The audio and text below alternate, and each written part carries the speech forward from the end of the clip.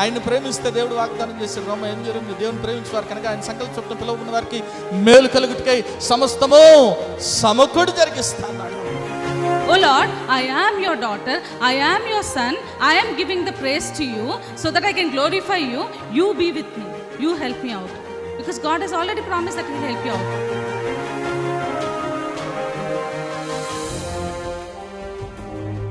ఎన్నో మార్లు ఆయన తప్పులు చేస్తూ పాపము చేస్తూ నీకు విరోధంగా నడుస్తున్న మా కొరకు నాయన, అవిధేయులైన మా కొరకు ప్రభా నాయన తండ్రి, నీవు ఆ సెలవులో వెల చెల్లించావు కదా నాయన తండ్రి. నీవు నాయన మరణాన్ని జయించడం ద్వారా సజీవుడు అవటం ద్వారా నాయన ప్రభా తండ్రి యేసయ్యా, మరి నాయన మేము ఈరోజు సజీవులుగా ఉన్నాం కదా తండ్రి.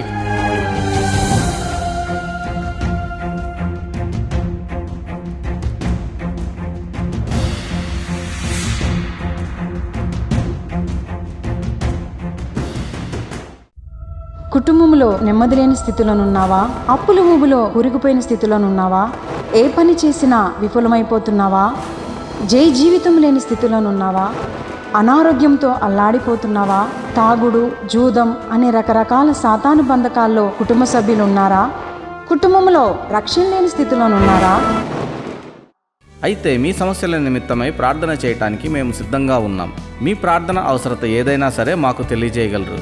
El Shaddai Prayer Tower, 306 3rd floor, Eden Square, above Spar Hypermarket, beside Apollo Hospital, Secunderabad. మా ఫోన్ నంబర్ 8885013886. దేవుడు మీ ప్రతి అవసరతను క్రీస్తు యేసు మహదైశ్వర్యంలో తీర్చునుగాక.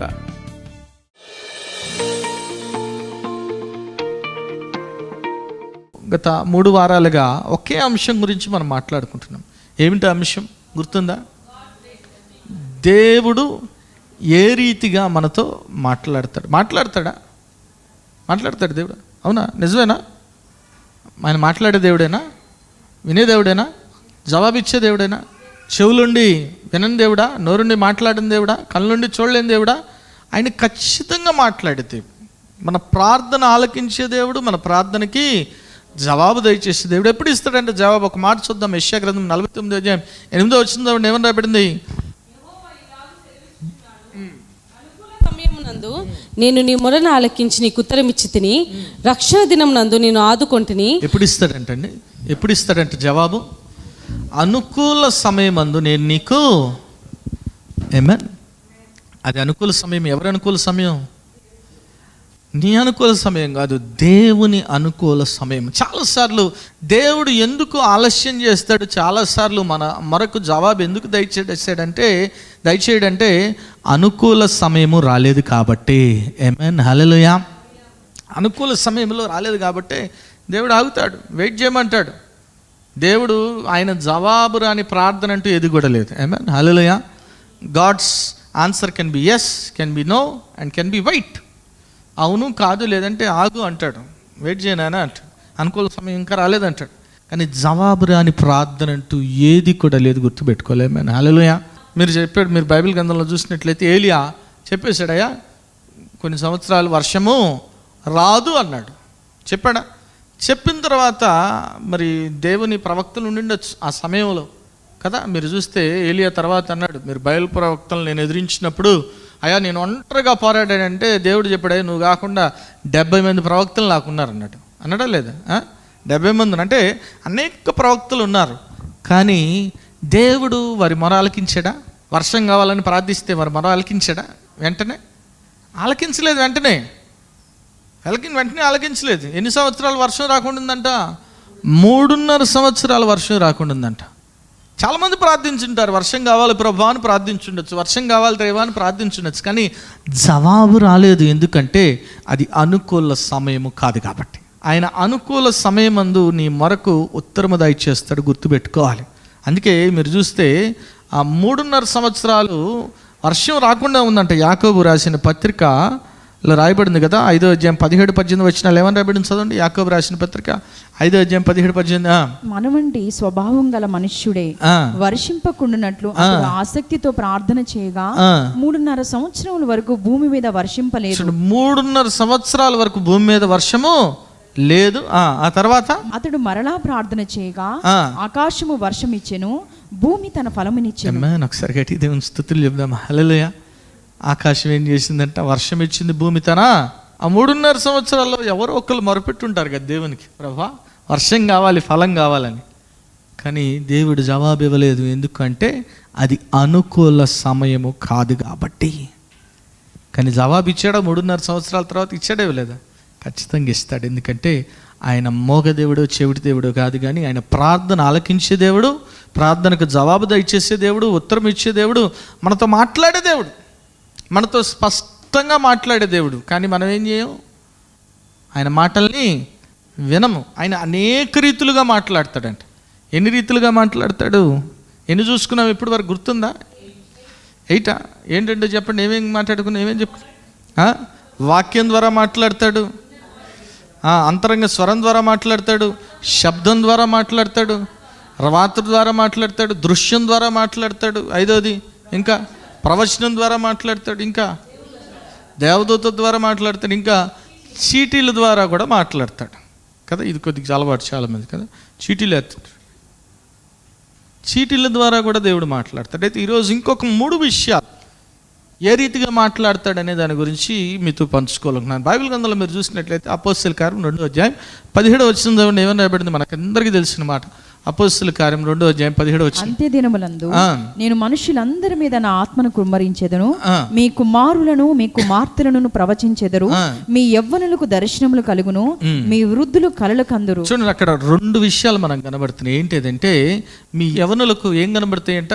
దర్శనాలు కలుగుతాయి, మీ వృద్ధులకు.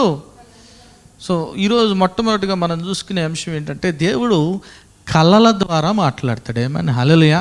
కానీ మీరు తెలుసుకోవాల్సిన విషయం ఏంటంటే కళకి దర్శనానికి తేడా ఉంది. కళకి దర్శనానికి తేడా ఉంది. కళ అనేది ఎప్పుడు వస్తుంది?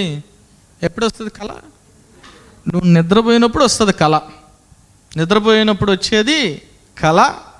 నీవు మేల్కొని ఉన్నప్పుడు, నీవు అచేతనంగా కాకుండా యాక్టివ్గా ఉన్నప్పుడు దేవుడు నీతో వచ్చి దర్శించేది, మాట్లాడేది దర్శనంగా ఉంటుంది. ఏమైనా? హల్లెలూయా. కాబట్టి 2 రీతులు అక్కడ చూస్తున్నాం. కళ ద్వారా మాట్లాడతాడంట, దర్శనం ద్వారా మాట్లాడు. కాబట్టి కళ వేరు, దర్శనము వేరు. Dream is different from vision. కళ ద్వారా మాట్లాడతాడు. చూడండి, మీరు చూసినట్లయితే మరి ఈ లోకంలో మాజీ రాష్ట్రపతి గారు ఏం చెప్పారు? కళలు కానండి సాకారము కదా. అంటే ఏం కళ? నువ్వు ఆ కలెక్టర్ ఐఏఎస్ కావాలని కలగన్నావు అనుకో, దాన్ని ఏం చేయాలా? అది పొందుకోవటానికి ఏం చేయాలా? నువ్వు సాకారం చేసుకోవాలంటే ఏం చేయాలా? కష్టపడి చదవాలా, డిగ్రీనో లేదంటే ఇంజనీరింగ్ చదివి ఆ తర్వాత సివిల్స్ ఎగ్జామ్ రాసి, ప్రిలిమ్స్ పాస్ అయ్యి, మెయిన్స్ పాస్ అయ్యి, ఇంటర్వ్యూ పాస్ అయ్యి, కోచింగ్ అంతా పాస్ అయితే అప్పుడు నువ్వు ఏం చేస్తారు? నీకు ఐఏఎస్ఓ, ఐపీఎస్ఓ, ఐఎఫ్ఎస్ఓ, ఐఆర్ఎస్ఓ కదా. నువ్వు కలగంటున్నావు, కానీ ఆ సాకారం చేసుకోవడానికి ఎవరు కష్టపడుతున్నారు? నువ్వే కష్టపడుతున్నావు. ఓకేనా? ఇది ఈ లోకరీతి డ్రీమ్. అర్థమైందా? నువ్వు కలగంటున్నావు, నువ్వు అనుకుంటావు ప్రభా నాకు ఒక ఇల్లు కావాలి నాయన అంట, సొంత ఇల్లు కావాలంట. ఆ సొంత ఇల్లు కావడం కోసం నువ్వు కలగన్నావు. దాన్ని పొందుకోవడం కోసం ఏం చేస్తావు? రాత్రింబగళ్ళు కష్టపడి డబ్బులు సమకూర్చి కొద్దిగా డబ్బులు కట్టి, తర్వాత లోన్ తీసుకొని ఈఎంఐలు కట్టి, ఇది నువ్వు ఎవరు కంటున్న కళ? నువ్వు కంటున్న కళ. నువ్వు దాన్ని నెరవేర్చుకోవటానికి ప్రయత్నం చేస్తావు. కానీ దేవుడు కళ ద్వారా మాట్లాడాడు అనుకో, కళ ద్వారా నీకు చెప్పాడు అనుకో, అర్థమైందా? దేవుడు కళ ద్వారా నీతో మాట్లాడితే నువ్వేం చేయనవసరంలా, దేవుడు నెరవేరుస్తాడు. ఎందుకంటే అది దేవుని ప్రణాళిక, దేవుని మాట కాబట్టి, అది దేవుని చిత్తం కాబట్టి. కళ ఇచ్చింది ఎవరు? కళ్ళలో మాట్లాడింది ఎవరు? అది గాడ్స్ మెసేజ్, అది దేవుని సందేశం. కళ ద్వారా దేవుడు నీకు చెప్తున్నాడు. దేవుడు నీకు కళ ద్వారా చెప్పాడంటే నెరవేర్చవలసిన బాధ్యత ఎవరిది? ఆమేన్. నెరవేర్చడా? మీరు బైబిల్ గ్రంథంలో చూసినట్లయితే చూడండి, ఆదికాండము 37వ అధ్యాయం 5 నుంచి చదవండి. ఏమబడింది? ఆదికాండం 37:5 నుంచి. యోసేపు ఒక కలగని తన సహోదరులతో అది తెలియ చెప్పగా వారు అతని మీద మరీ పగబట్టిరి. అతడు వారిని చూచి, నేను కనిన ఈ కలను మీరు దయచేసి వినుడి. అదేమనగా, మనము చేనులో పనులు కట్టుచుంటిమి, నా పన లేచి నిలుచుండగా మీ పనులు నా పను చుట్టుకొని నా పనుకు సాష్టాంగ పడినని చెప్పాను. మీరు అక్కడ చూస్తే యోసేపు ఒక కలగంటున్నాడు. ఆ కళ్ళలో ఏం కనబడుతున్నాయి? పనులన్నీ కూడా ఈయన పనకి ఏం చేస్తున్నాయి అంట? సాష్టాంగ పడుతున్నాయి, నమస్కారం చేస్తున్నాయి. అంత మాత్రం తర్వాత కూడా వెంటనే ఇంకో కలగన్నాడు. మరి అక్కడ అందరూ కూడా మరి సాష్టాంగ పడినట్లు కూడా చూస్తూ ఉన్నాడు. ఎవరు కన్నారు ఈ కళ? కానీ ఎవరిచ్చారు ఈ కళ? సో నెరవేర్చవలసిన బాధ్యత ఎవరిది? ఈ కళ నెరవేర్చుకోవడానికి యోసేపు ఏమైనా చేశాడా? ఒకటే పని చేశాడు. ఏం చేశాడు సార్? పరిశుద్ధంగా జీవించాడు. ఏ సమయంలో కూడా, ఏ క్షణంలో కూడా దేవునికి విరోధంగా మాట్లాడలేదు. పోతీఫర్ భార్య శయనించమని ఇండిసెంట్ ప్రపోజల్ పంపించినప్పటికీ చొక్కాను విడిచిపెట్టి పారిపోయాడు అంతే. ఆమె అభాండాలు వేసింది. ఇతనే నాతో శయనించమన్నాడంటే నోరు మూసుకొని ఉన్నాడు అంతే. చెరసాల్లోకి వెళ్ళాడు. చెరసాల్లోకి వెళ్ళిన తర్వాత చెరసాల అధిపతి ఏం చేశాడు? అతన్ని ఉన్నత స్థాయిలో పెట్టాడు. మళ్ళీ ఇద్దరు కళ భావం చెప్పాడు. మళ్ళీ అంటే నేను ఎందుకు చెబుతున్నా అంటే, ఇది ఎవరిచ్చిన కళ? దేవుడిచ్చిన కళ. దేవుడు నీకేదైనా కళనిస్తే అది ఖచ్చితంగా నెరవేర్చబడుతుంది. ఆమేన్, హల్లెలూయా. ఎందుకంటే అది దేవుని మాట కాబట్టి. నువ్వు కలగని నువ్వు కొంతమంది ఎట్లుంటారు, డే డ్రీమ్స్ అంటారు, అంతేనా? కళ వచ్చిన బ్రదరు హెలికాప్టర్లో తిరుగుతున్నట్టు కళ వస్తుంది. నీకు సొంత కళలు కాదు. ఓకే, మంచిదే, నువ్వు కన్న కళ నెరవేర్చుకోవడానికి నువ్వు ప్రయత్నం చేయి, మంచిదే. కానీ దేవుడు ఏదైనా కలిస్తే ఖచ్చితంగా నెరవేరుస్తాడు. నమ్మిన వారు దేవుని స్తుతులు చెప్దాం. హల్లెలూయా. యోసేపు జీవితంలో నెరవేర్చాడా లేదా? అన్నలందరూ సాష్టాంగపడ్డారా లేదా? ఆమేన్. అది దేవుని మాట కాబట్టి నెరవేర్చబడింది. ఆమేన్. ఈరోజు దేవుడు నీతో కళ ద్వారా కూడా మాట్లాడతాడు, గుర్తుపెట్టుకోండి. ఆమేన్, హల్లెలూయా. కళ ద్వారా దేవుడు మాట్లాడాలంటే ఏం చేయాలా? చాలామంది కళ్ళు వస్తుంటాయి. చాలామంది కళ్ళు మీలో ఎంతమంది కళ్ళు వస్తాయి? ఇప్పుడంటే ఓన్లీ మార్నింగ్ పేపరు, ఇంతకుముందు ఏమొచ్చేది? ఈవినింగ్ పేపర్ కూడా వచ్చేది కదా. సో ఆ పేపర్ చాలామందికి ఎట్లుండేది? ఆ ఈవినింగ్ పేపర్ చదివి తినేసి నిద్రపోయే అలవాటు ఉండేది. ఆ పేపర్లో నువ్వేం చదువుతావు ఏ కళ్ళు వస్తుంటాయి. అంటే నువ్వు ఇప్పుడేంటి ఎట్టంటే పేపర్ కాదు, మనకు ఉందేంటి చేతిలో కదా. ఏదైనా నువ్వు ఒక వీడియో చూసావనుకో, ఒకడు 10 మందిని కొడుతున్న వీడియో చూసావనుకో, వెంటనే కళ్ళలో ఏమొస్తుంది? నువ్వు 20 మందిని కొట్టినట్టు వస్తుంది. నిజమే, అది నిజమా కాదా? ఆమేన్, హల్లెలూయా. సో అంటే ఏమైపోతుంది? నువ్వేం చూస్తున్నావో, నువ్వు ఏది వింటున్నావో రాత్రిపూట కదా, అంతేనా? చిన్నప్పుడు మేము మా బంధువుల ఇంటికి వెళ్ళినప్పుడు చిన్నప్పుడు ఇప్పుడు ఆ ఒక దయ్యం ఈ సినిమా చూపించారు.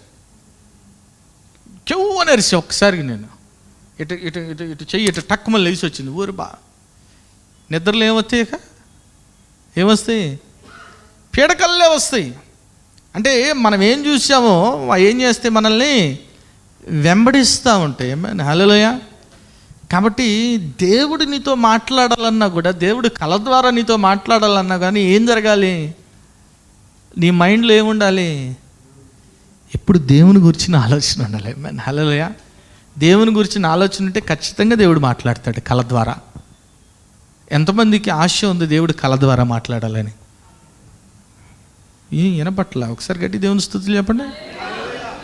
మీకు ఆశ ఉంటే ఏం చేయాలా? మీరు పడుకునే ముందు ఏం చేయాలా? మీరు ఎంతమందికి నిద్రపోయే ముందు ప్రార్థన చేసే అలవాటు ఉంది? పడకల మీద ఎంతమందికి ఉంది? ఉందా? నిద్ర లేచిన వెంటనే ప్రార్థన చేసే అలవాటు? Good. Yes, we should start our day with praise and end our day with prayer. నేను కుటుంబ ప్రార్థన గురించి చెప్పట్లేదు. నువ్వు పర్సనల్గా నిద్రపోయేటప్పుడు, ప్రభా ఈరోజు నాకు మంచి నిద్ర ఇచ్చి, అంతేనా? కళ్ళు ఎవరు కనబడాలా? నువ్వు కనబడాలి. కానీ వాళ్ళు వీళ్ళు ఎవరు వద్దు నాయన, నువ్వు కనబడాలి, నాకు నువ్వు మాట్లాడాలి. దేవుడిచ్చిన కళ కాబట్టి దేవుడు నెరవేర్చాడు. ఏమన్నా హల్లెలూయా. ఈరోజు నీ జీవితంలో కూడా దేవుడు నీకేదైనా కళ చూపిస్తే ఖచ్చితంగా నెరవేరుస్తాడు. ఏమన్నా నువ్వేం చేయకపోయినా నెరవేరుస్తాడు. నువ్వు చేయాల్సిందల్లా ఒకటే, ఆ కళని నమ్మాలి, దాన్ని పట్టుకుని ఉండాలి, దేవునిలో స్థిరంగా ఉండాలి. ఉంటే నెరవేర్చే బాధ్యత ఎవరిది? ఆయనదే. ఏమే నమ్మిన వారు ఒకసారి దేవుని స్తుతులు చెప్దాం. హల్లెలూయా. ఇంకో సందర్భంలో చూస్తే ఒక ఆయన కలగన్నాడంట, కల మర్చిపోయాడు. కల మర్చిపోయాడు. తన సంస్థానంలో ఉన్న అందరిని పిలిపించి, శకుని గాండ్రు అందరిని పిలిపించి, అరే బాయ్ నువ్వు కళ చెప్పాలా, కళ భావం చెప్పాలన్నాడు. ఊరి దేవుడా, సాధ్యమేనా? నువ్వేం కలగన్నావు నాకు తెలుస్తుందా? సరే నువ్వు కలగన్నావు, అది నీకు గుర్తుంటే నేను చెబుతానేమో భావం. నువ్వే మర్చిపోతే నేనేం చెప్పేది? ఆయన ఎట్టంటున్నాడు చూడండి, దానియేలు గ్రంథము 2వ అధ్యాయము 1-5 త్వరగా చదవాలా. నెబుకద్నెజరు తన ఏలుబడినందు 2వ సంవత్సరమున కలలు కనెను. అందును గురించి ఆయన మనసు కలతపడగా ఆయనకు నిద్ర పట్టకుండెను. నిద్ర పట్టట్లేదంట కలగని. ఏం చేస్తున్నాడు నెబుకద్నెజర్ రాజు? చదవండి తర్వాత విషయాలు. కాగా రాజు తాను కనని కలలను తనకు తెలియచెప్పుడుకై శకునగాండ్రను, గారిడి విద్య గల వారిని, మాంత్రికులను, కల్దీలను పిలువనంపుడని ఆజ్ఞయ్యగా వారు వచ్చి రాజు సొమ్ముఖమున నిలిచిరి. రాజు వారితో, నేను ఒక కల కంటిని, ఆ కలభావం తెలుసుకున్న వలనని నేను మనోవ్యాకులము మంది ఉన్నానని చెప్పగా, యున్నాననగా కల్దీలు సిరియా భాషతో ఇట్లనిరి, రాజు చిరకాలము జీవించునుగాక, తమరు దాసులకు కల సెలవీయుడి, మేము దాని భావము తెలియచేసేదము. రాజు, నేను దాన్ని మరిచిపోతునని గాని కలను దాని భావం మీరు తెలియచేయని ఎడల మీరు తుత్తునీలుగా చేయబడదు. నాయన మీ ఇండ్లు పెంట కుప్పగా, సింపుల్గా చెబుతున్నాడు ఆయన. నేను కలను మర్చిపోయాను కానీ మీరు చెప్పలేదనుకో మీ పని మటాసిన అబ్బాయి అంటున్నాడు. ఊరి దేవుడా, కలాడి చెప్పేది మళ్ళీ కళ యొక్క భావం ఎక్కడ చెప్పేది? కానీ కళ ఇచ్చింది ఎవరిచ్చారు? దేవుడిచ్చాడు. అది ఆయన కన్న సొంత కళ కాదు, గుర్తుపెట్టుకోండి. కళ ద్వారా ఎవరు మాట్లాడారు? సో దేవుడు మాట్లాడింది ఎవరికి తెలిసిపోతుంది? దేవుని బిడ్డలకు తెలిసిపోతుంది. దానియేలు గారికి తెలిసిపోయింది. అందుకే అంటున్నాడు 17వ వచనంలో ఏమంటున్నాడు చదవండి. దానియేలు గారు, అప్పుడు దానియేలు తన ఇంటికి పోయి తన స్నేహితులైన అనన్యాకు, మిషాయేలునకు, అజర్యాకును సంగతి తెలియచేసి, తానును తన స్నేహితులను బబులోని తక్కిన జ్ఞానులతో కూడా నశింపకుండునట్లు ఆ కల యొక్క మర్మ విషయములో పరలోకమందున్న దేవుని వలన కటాక్షము పొందు నిమిత్తమై ఆయనను వేడుకొనుడని వారిని హెచ్చరించెను. అంతటా రాత్రి యందు దర్శనము చేత ఆ మర్మము దానియేలుకు బయలుపరచబడిన. ఒకసారి గట్టిగా దేవుని స్తుతులు చెప్దాం. హల్లెలూయా. కల ఎవరు కన్నారు? రాజుగారు కన్నాడు. దానియేలు ఏం చేస్తున్నాడు? కళ తెలియాలని ఏం చేస్తున్నాడు? ప్రార్థన చేస్తున్నాడు. కానీ దానియేలుతో దేవుడు ఎట్లా మాట్లాడుతున్నాడు? దర్శనం ద్వారా మాట్లాడుతున్నాడు. ఏమైనా హల్లెలూయా. ఇక్కడ కళ దర్శనం 2 కనబడుతున్నాయి. ఏమైనా హల్లెలూయా. దానియేలుతో కళ ద్వారా మాట్లాడట్లా, దర్శనం ద్వారా ఏం కళ ఇచ్చానో చాలా స్పష్టంగా దేవుడు దానియేలుకి తెలియపరుస్తున్నట్లు మనం చూస్తాం. ఏమైనా హల్లెలూయా. దానియేలు గారు కళ చెప్పాడు, కళ భావం చెప్పాడు. దాని ద్వారా దానియేలు హెచ్చించబడినట్లు మనం చూస్తాం. ఏమైనా హల్లెలూయా. దేవుడు నీతో కళ ద్వారా మాట్లాడతాడు. కళ ద్వారా మాట్లాడాలంటే ఏం చేయాలా? ఆయనతో సంబంధం కలిగి ఉండాలి కదా. కొంతమంది నిన్న నైట్ నువ్వు నాకు కల్లో వచ్చావు అంటుంటావు. ఎందుకు వస్తారు కల్లో? నువ్వు వారి గురించి ఎక్కువ ఆలోచిస్తున్నావు, వారితో ఎక్కువ సమయం గడుపుతున్నావు కాబట్టి వారి గురించి నీకు కళ వస్తుంది. ఏమైనా హల్లెలూయా. అంతేనా కదా? సో నువ్వు దేవునితో సంబంధం కలిగి ఉంటే, దేవునితో మాట్లాడుతుంటే దేవుడు నీకు కూడా కళ చెప్తాడు. ఏమైనా నీతో కూడా మాట్లాడతాడు. దేవుడు ఏదైతే నెబుకద్నెజర్కి చెప్పాడో అది నెరవేర్చినట్లు మనం చూస్తాం. ఏమైనా ఒకసారి గడి దేవుని స్తుతులు చెప్దాం. హల్లెలూయా. అంత మాత్రం కాదు, ఇంకెట్లా మాట్లాడతాడు? ఇందా చూసుకున్నాం ఎట్లా మాట్లాడతాడు. రెండోదిగా దర్శనం ద్వారా కూడా దేవుడు మాట్లాడుతాడు. మీరు చూస్తే అపోస్తలుల కార్యం 9వ అధ్యాయం 10వ వచనం చదవండి, త్వరగా చదవండి. దమస్కులో అననీయ అని ఒక శిష్యుడుండెను. ప్రభు దర్శనమందు అననీయ అని అతన్ని పిలవగా, చూడండి ఎట్లా మాట్లాడుతున్నాడు దేవుడు. అననీయతో దర్శనం ద్వారా మాట్లాడుతున్నాడు. చెప్తున్నాడు, అయ్యా ఒక వ్యక్తి ఉన్నాడు, ఎవరైనా పౌలు గారు ఉన్నారు, నువ్వు అతని మీద చేతులు ఉంచినప్పుడు అతను పరిశుద్ధ ఆత్మను పొందుకుంటాడు, అతని కళ్ళు తెరవబడతాయి. అంటే అతను అన్నాడు కదయ్యా, ఇతను మన వాళ్ళని చాలా హింసించాడయ్యా, పౌలు గారు చాలా చెరసాల్లో పెట్టాడు, స్టెఫన్ రాళ్ళతో కొట్టినప్పుడు మరి సమ్మతించాడు, చాలా హింసించాడు, అంటే అతను నా కొరకు ఎంతో హింసలు పొందాలని చెప్తా ఉన్నాడు. ఏమైనా హల్లెలూయా. దర్శనము ద్వారా అననీయతో దేవుడు మాట్లాడుతున్నట్లు మనం చూస్తాం. ఏమైనా హల్లెలూయా. ఈరోజు నీతో కూడా మాట్లాడతాడా? మాట్లాడ్డా? నీలో ఉండాలిగా ఆశ. ఉందా మీలో ఎంతమంది? ఆశ గల ప్రాణాన్ని తృప్తిపరుస్తాడు. చాలామంది అనుకుంటూ ఉంటారు, కొంతమంది సైలెంట్గా ఇట్లా కళ్ళు తెరుచుకొని సైలెంట్గా అవతల వాళ్ళు మాట్లాడుతున్నా విన్నట్టున్నాం అనుకోండి. చాలామంది ఇతను మనకి అటెన్షన్ పే చేయట్లేదు, కానీ యాక్చువల్గా ఏం జరుగుతుందంటే ఆ సమయంలో దేవుడు మాట్లాడుతూ ఉంటాడు. ఏమైనా హల్లెలూయా. ఆఖరిగా ఈరోజు ఇంకో మాట చూసుకొని ముగించుకుందాం. మీరు చూసినట్లయితే ఎట్లా మాట్లాడతాడు దేవుడు అంటే అపోస్తలుల కార్యం 1వ అధ్యాయం 10-11 వచనాలు చూడండి. ఏమని రాబడింది? అపోస్తలుల కార్యం 1వ అధ్యాయం 10-11 వచనాలు. మేము అనేక దినములు అక్కడ ఉండగా అగబు అను ఒక ప్రవక్త యూదయ నుండి వచ్చెను. అతడు మా యొద్దకు వచ్చి పౌలు నడికట్టును తీసుకుని తన చేతులను కాళ్ళను కట్టుకుని, యెరూషలేములోని యూదులు ఈ నడుకట్టు గల మనుషుని ఇలాగు బంధించి అన్యజనుల చేతికి అప్పగింతురని పరిశుద్ధాత్మ చెప్పుచున్నాడని. ఎట్లా చెప్తున్నాడు, ఎట్లా మాట్లాడుతున్నాడు దేవుడు అంటే ప్రవక్తల యొక్క చర్యల ద్వారా దేవుడు మాట్లాడుతున్నాడు. ఏమన్నా హల్లెలూయా. ప్రవక్తల యొక్క చర్యలు, through the actions of the profits. ఏమన్ హల్లెలూయా. అగబు అనే ప్రవక్తున్నాడు. ఆ ప్రవక్త ఏం చేశాడు? పౌలు గారి నడికట్టు తీసుకొని చేతులు కాళ్ళు కట్టేసుకొని ఎవరిదైతే ఈ నడికట్టో ఆ వ్యక్తి అట్లా బంధించబడతాడు. దేవుడు తెలియపరుస్తున్నాడు పరిశుద్ధాత్మ ద్వారా. చూడండి, త్రూ యాక్షన్స్. చాలాసార్లు ప్రవక్తల చర్యల ద్వారా కూడా దేవుడు మీతో మాట్లాడతాడు. ఏమైనా నమ్మినవారు ఒకసారి దేవుని స్తుతులు చెప్దాం. హల్లెలూయా. వాక్యం చెప్పేటప్పుడు కొన్నిసార్లు మనకేమైతే ఇట్లా వెళ్ళిపోతుంటుంది చెయ్యి. ఒకసారి ఒక సహోదరు చెప్తుంది, బ్రదర్ ఆ రోజు నేను ఎంతో బాధలో వచ్చాను, మీరు ఎప్పుడైతే నా చేయి చూపించారో నాతోనే మాట్లాడుతున్నారు, నా వైపే చేయి చూపిస్తున్నారు, నాతోనే మాట్లాడుతున్నారు. వెంటనే నాలో ఆ రియలైజేషన్ వచ్చింది, నేను చేసిన తప్పని దేవుని సందులో ఒప్పుకున్నాను, నేను సాక్ష్యం చెప్పాడు. ఏమైనా హల్లెలూయా. చాలాసార్లు దేవుడు ప్రవక్తల చర్యల ద్వారా కూడా మాట్లాడతాడు. ఏమేన్ హల్లెలూయా. అది నిజమైన ప్రవక్తల చర్యల ద్వారానే. ఏమేన్. అబద్ధ ప్రవక్తలు చాలామంది ఉన్నారు, వాళ్ళు రకరకాల పాటలు పడుతుంటారు. అందుకే ప్రవక్తల చర్యల ద్వారా మాట్లాడినా కానీ నువ్వేం చేయాలో, తర్వాత ఏం చేయాలో దేవుని సన్నిధిలో నువ్వు గడిపి అది నిజమో కాదో తెలుసుకోవాలి. దేవుడు మాట్లాడుతున్నాడో లేదో తెలుసుకోవాలి. పౌలు భక్తుడు చెప్పాడే, నువ్వు వెళ్తే బంధింపబడతావు. ఆగాడు ఆయన? ఆగే మనిషినా? ఏం చేశాడు చూడండి. తర్వాత వచనాలతో ముగించుకుందాం. పౌలు, ఇదెందుకు మీరు ఏడ్చి నా గుండె బద్దలు చేసెదరేలా? నేనైతే ప్రభువైన యేసు నామము నిమిత్తము యెరూషలేములో బంధింపబడుటకు మాత్రమే కాక చనిపోవుటకును సిద్ధంగా ఉన్నానని చెప్పెను. అతడు ఒప్పుకొనందున మేము ప్రభు చిత్తము జరుగును గాక అని ఊరుకుంటే. ఒకసారి గట్టి దేవుని స్తుతులు చెప్దాం. హల్లెలూయా. అయ్యో నేను బంధింపడటం కాదయ్యా, చనిపోవటానికి కూడా సిద్ధంగా ఉన్నాడు. ఆమేన్ హల్లెలూయా. ఎందుకంటే ఆయన చెప్పాడు, బ్రతుకుటైతే క్రీస్తే, చావైతే నాకు. ఎందుకంటే ఇక్కడ కన్ను మూస్తే ఎక్కడ కన్ను తెరుస్తాం? ఆయన దగ్గర కన్ను తెరుస్తాం.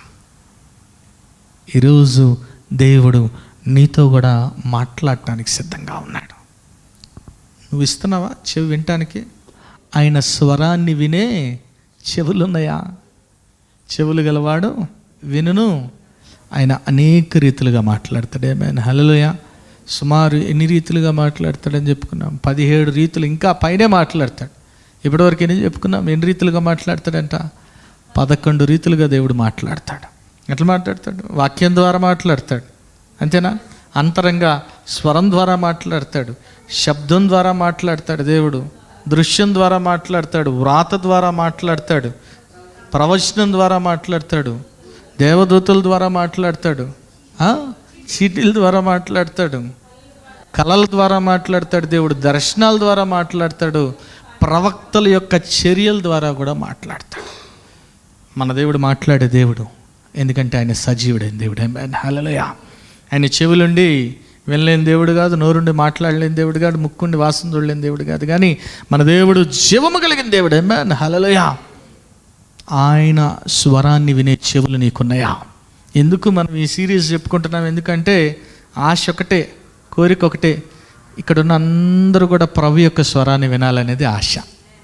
ప్రభువుతో మీరందరూ కూడా ఒక వ్యక్తిగత సంబంధం కలిగి ఉండాలనేదే ఆశ. మీకుందా? నాకైతే ఉందా ఆశ. మీకుందా ఆశ? ఖచ్చితంగా ఉంటే ఇంకా అనేక రీతులుగా దేవుడు మాట్లాడతాడు. ఎట్లా మాట్లాడతాడని వచ్చే వారాల్లో చూసుకుందాం. ఆఖరి వారం అయిపోయే తలకి దేవుడు మీ అందరితో మాట్లాడును గాక, దేవుడి స్వరాన్ని మీరు విందురు గాక, దేవుడి అట్టి కృప మనందరికీ దయచేయును గాక.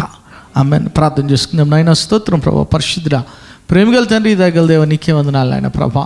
వాక్యం ద్వారా నాయన మీరు మాట్లాడిన విధానానికి నీకే వందనాలు ప్రభా. నాయన యేసయ్య, అవును తండ్రి నాయన, అనుకూల సమయమందు నాయన ప్రభా నీవు నాయన మా మొరను ఆలకించి నాయన మాకు ఉత్తరం ఇచ్చే దేవుడిగా ఉన్నావు కదా నాయన ప్రభా.